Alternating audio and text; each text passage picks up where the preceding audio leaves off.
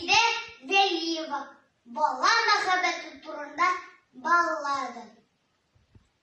Туган илгә дошман килде, шолы тормыш кинәт сүнде.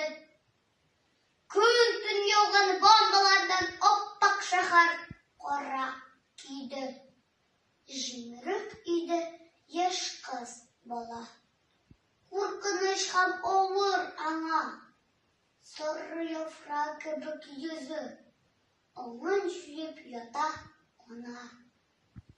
Сикереп торды кинәт кызчык, атылып барып тунын алды һәм йөгерде чыгып өйдән. Авыру ана ятып калды. Тревога! Тревога! Ачыла подвал ишекләре. Кыз атлы каршы якка гүя берни ишетмәде. Колагында әнисенең өзек сулышлары.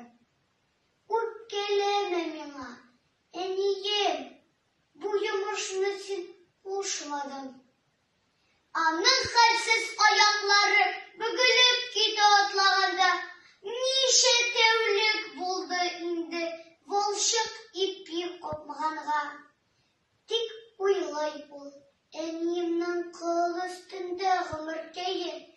Әнә, ак йорт, таныш доктор, ул коткарыр, әнекәем. Шул шау кинәт әйтер сеңлә мәхшәр купты. Күк күкрәде, чигат очкан бомбалардан калтыранды җир, тетрәде.